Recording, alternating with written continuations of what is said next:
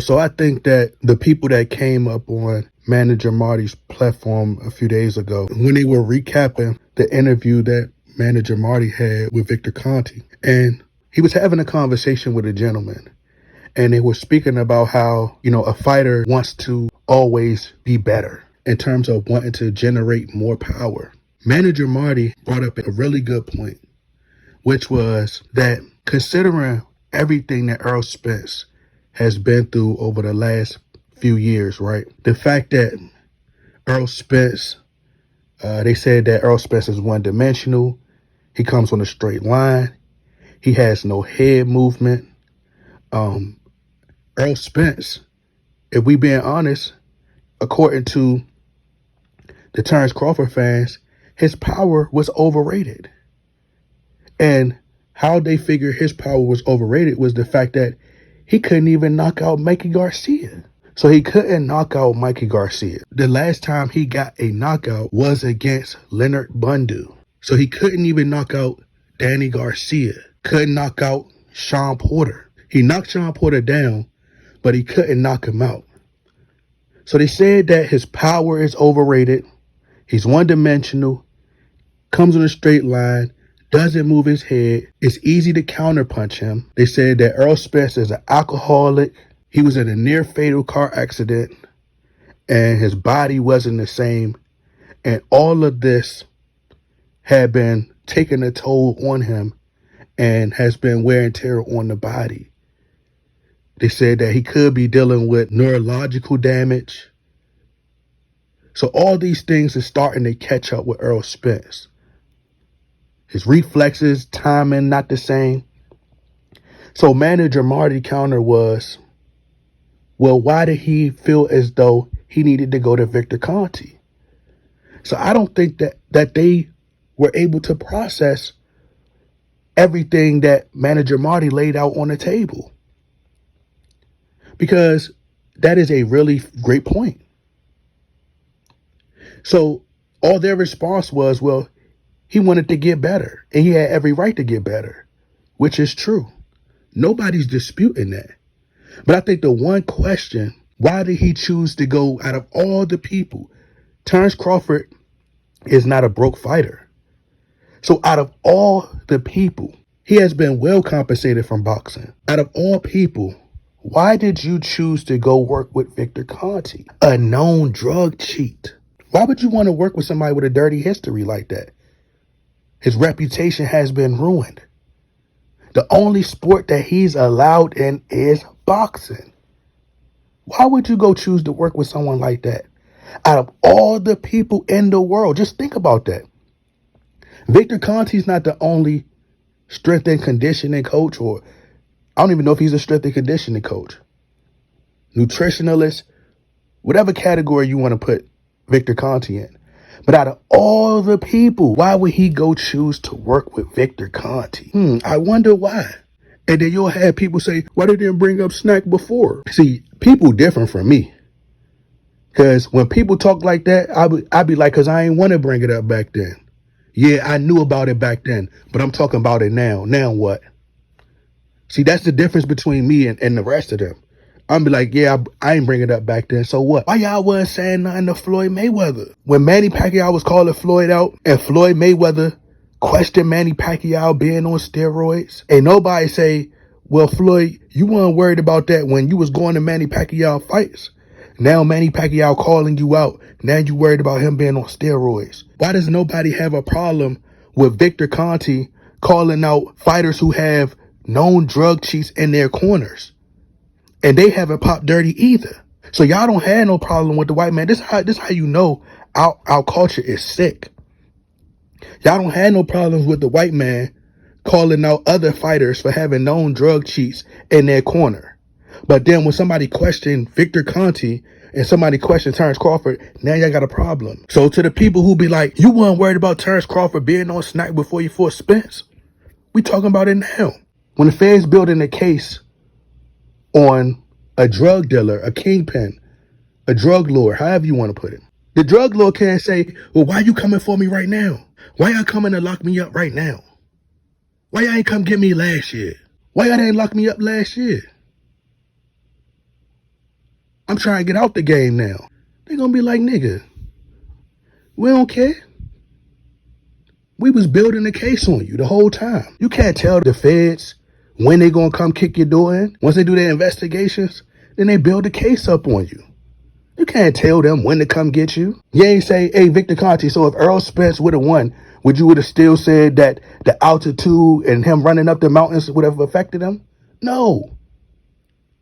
So y'all pick and choose. But like I said, if it was that easy, then why no other boxer was able to defeat Earl Spence?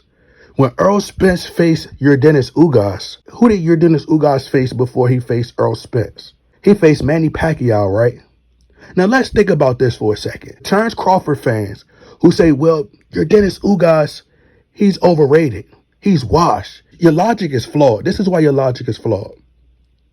Because who would you say is faster in terms of better hand speed, foot movement? Who has more head movement? Most people would say Manny Pacquiao. So who do you think is more of an easy target?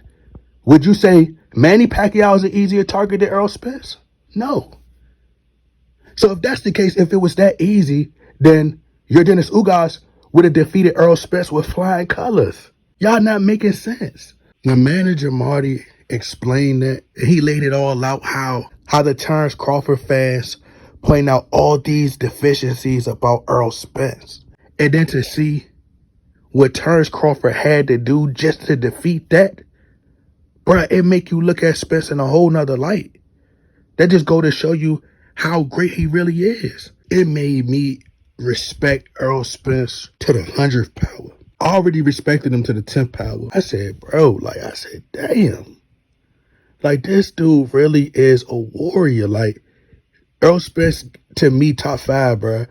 And I don't care what nobody say. Like, Spence, top 5. That's all that was. Terence Crawford didn't want that ass whooping. He seen what Spence did to Yordenis Ugas. He said, hell nah, not me. But see, Al Heyman played chess. He always plays chess. That's why Floyd Mayweather has generated over $1 billion in the sport of boxing. And Al Heyman is going to protect EJ, bro. That's one thing. He don't play about Spence. Everybody at PBC already stated that Earl Spence was the golden boy. They always felt like that. Even when it comes to like boxing politics, I can agree. They would have allowed Spence to hold on to the belt. They wouldn't have stripped him like they did Terence Crawford. But it is favoritism because Spence is loved. They know how great Spence is. But this how genius Al Heyman and PBC was, because I heard Tim Bradley and the Crawford fans love to say how PBC were trying to age out Terence Crawford. If that was the case, Spence could have said, I'm going to fight Keith Thurman and I'm going to go up to 154. He got to meet me at 154 now. Terence Crawford was 35 when the fight was supposed to happen, which was in 2022. Terence Crawford is now 36. So let's say Earl Spence would have aged him out like they say. He would have probably been like 37 by the time they would have fought, if they would have met down the line, if they would have met up at 154. If Earl Spence, if he really wanted to age him out. But this how much they playing chess. Like I said, they got Bob Arum out the picture. Now you ain't got to worry about the hassle, the headache, the split, who's going to get what, because that's been a nightmare for the past few years. For the past year. So Earl Spence had to get, manager Marty brought this up, got to give credit to him.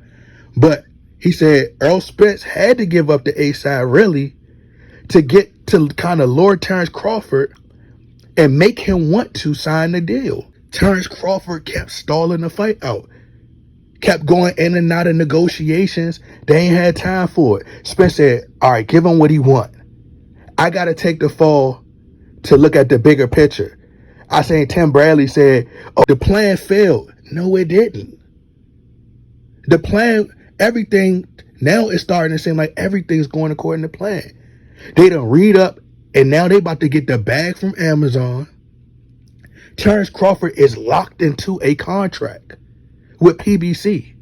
So now, once they expose that drug cheat, Victor Conte, get him out the way, Crawford has nowhere to run to. He has to honor the contract. He can't get out the contract. Terence Crawford has been trying to avoid the ass whooping, bro. He gonna get the whooping one way or another, bro. If Terence Crawford were to defeat Errol Spence, what other options that he got? What, he gonna go fight Canelo and then walk away?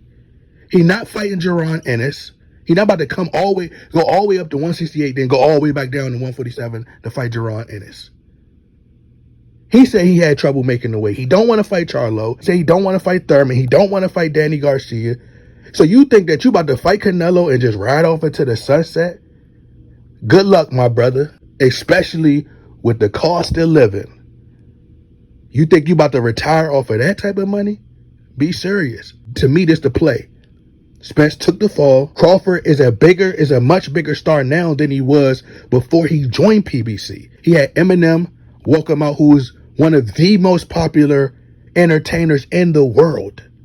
Eminem is connected to who? 50 Cent. 50 Cent is best friends with who? Floyd Mayweather. Although they had their little public beef, but that was just to promote the fight. Look at how things are aligned. So it was all a play. Spence get his belts back, go up to 154, then go up to 168, fight Canelo. That's going to be your big money fights right there. Because otherwise, ain't nobody going to watch Crawford, bruh.